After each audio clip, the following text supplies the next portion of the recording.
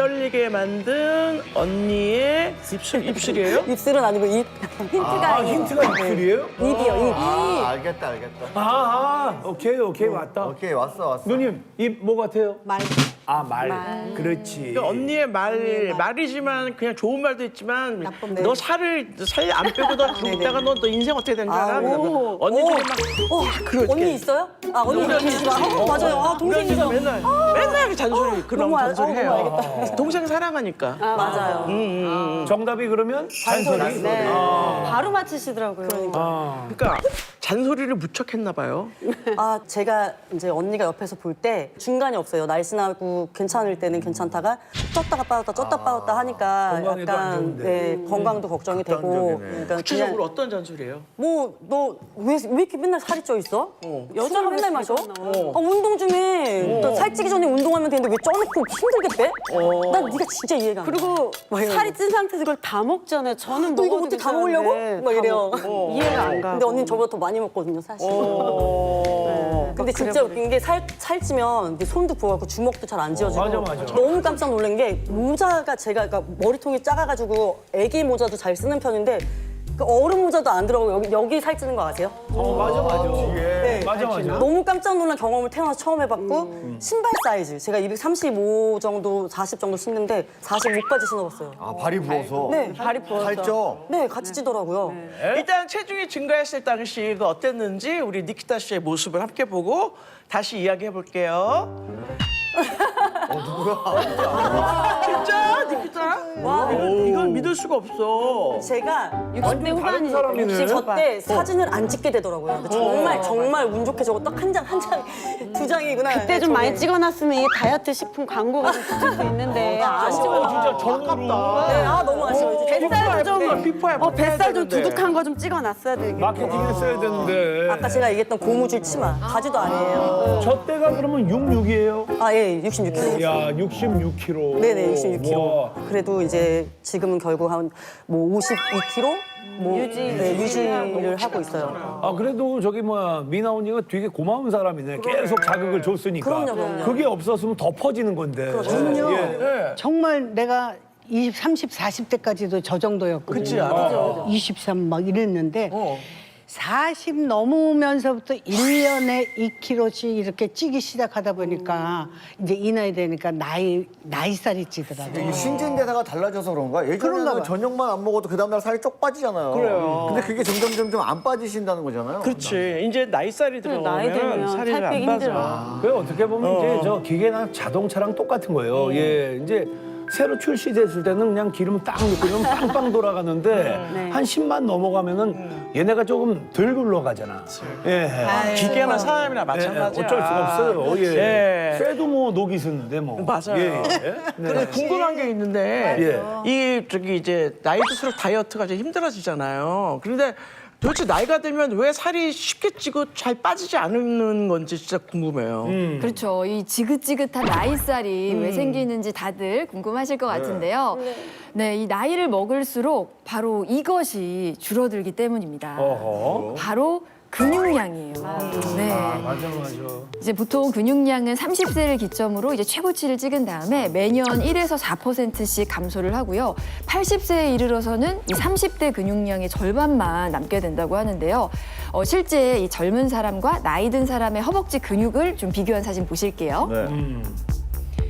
자, 이것을 이제 단면으로 자른 겁니다. 근육량 보시면 네, 근육이 빠진 자리에 빼곡하다. 지방이 하얀색이 지방이 들어찬 걸 보실 수가 있습니다. 그럼 왼쪽은 다 저게 근육이에요? 맞아요. 까만색이 이제 근육이고 오른쪽은 근육은 줄어들고 하얀색이 많아졌죠. 지방이 들어찬 겁니다. 네네. 이렇게 이 근육의 빈자리를 지방이 고스란히 채우기 때문에 살이 더 찌게 되는 건데요. 좀 더 쉬운 이해를 위해서 영상을 준비해봤습니다.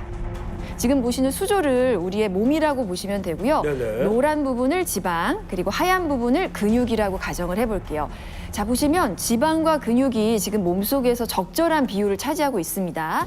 자, 그런데 우리가 나이가 들고 노화가 진행되면서 하얀색 근육이 줄어들면 어떻게 될까요? 없어지네. 근육이 없어져. 자, 근육이 사라진 공간에 저렇게 지방이 그죠? 지방이 들어차는 거예요. 네. 근육이 줄면서 나이가 지방이 되면 더 늘어나는 겁니다. 허벅지가 그냥 물컹물컹해지는 거예요. 흘러내리고. 그래서 막 살이 흘러내리는구나. 그렇죠. 철렁철렁해지지.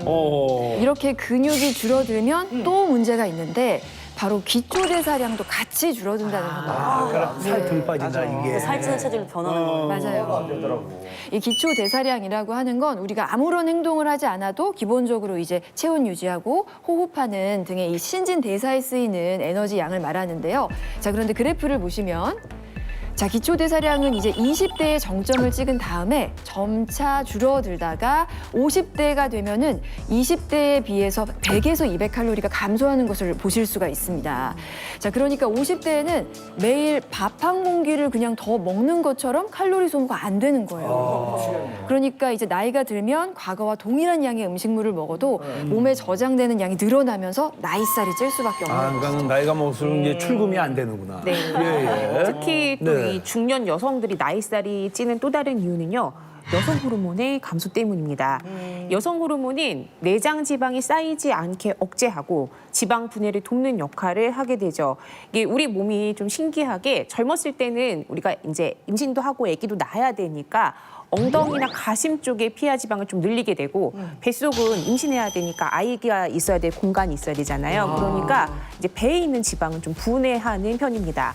그래서 이 배 안쪽에 내장 지방이 쌓이지 않게 돕는 역할을 하는 게 바로 에스트로겐이죠. 그런데 완경하게 되면은 더 이상 출산을 하지 않아도 되면서 뱃속에 공간이 필요 없다고 느끼면은 이제 몸의 지방 이동이 시작이 되는 거죠. 다시 재분포가 됩니다. 그래서 젊었을 때는 좀 살이 쪄도 예쁘게 쪄요. 가슴도 좀 나오고 엉덩이도 좀 나오고 이제 허리는 좀 들어가 있고. 그런데 나이 들면서 살이 찌면은 그렇죠. 가슴이나 엉덩이가 나오는 게 아니라 배가 이렇게 나오게 되는 거죠.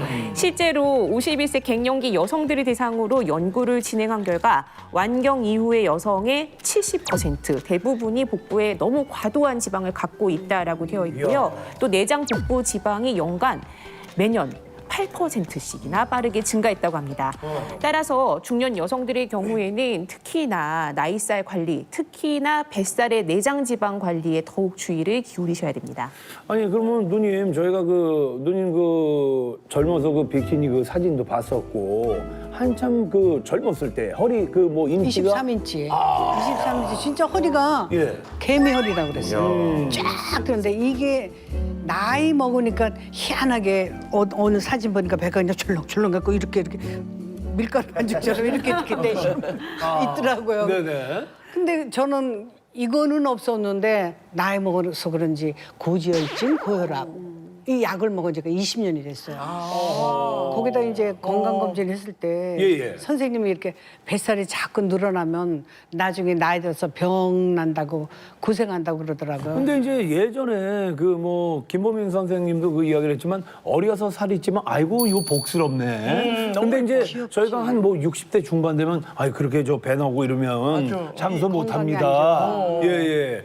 근데 사실 다른 살보다 유독 배에 찌는 이 내장 지방이 건강에 훨씬 안 좋은 것 같아요. 그렇죠? 네, 맞아요. 실제로 화면을 보시면 자, 이게 바로 내장 지방입니다. 노란색. 노란 게? 네, 내장 주변에 내장 지방이 꽉 찬 모습인데요. 너무 많다. 이 내장 지방은 끊임없이 독소와 염증 물질을 내뿜는 기관이기 때문에 혈관을 타고 이 염증이 전신으로 퍼지면서 각종 질환까지 야기할 수가 있어요.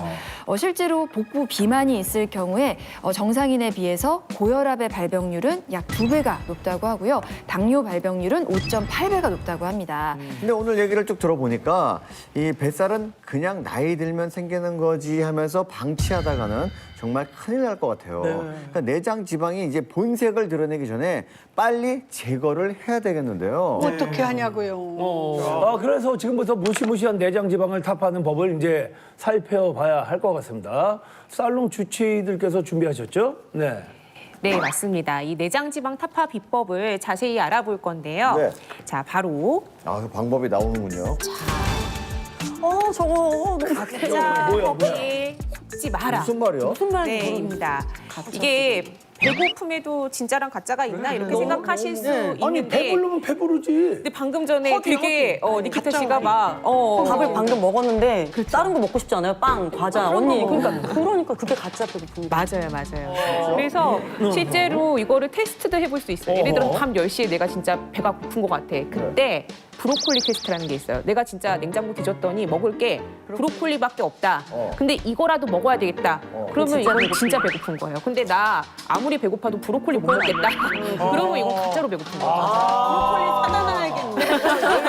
야, 이거 지금 저 브로콜리 얘기하니까 무슨 얘기인지 알겠어. 제가 이제 바나나를 싫어하는 것도 아닌데 암만 배고파도 바나나 안 먹거든요. 그런 사람 있죠. 그런 거 있어. 근데 뭔지 알겠어. 배고프면 먹어. 배고프면 먹어. 배고프면 그걸 먹어야지. 진짜 먹게 돼 있어서 이게 사람도 뜯어먹게 생겨. 아이, 누나 사람을 뜯다니요. 예.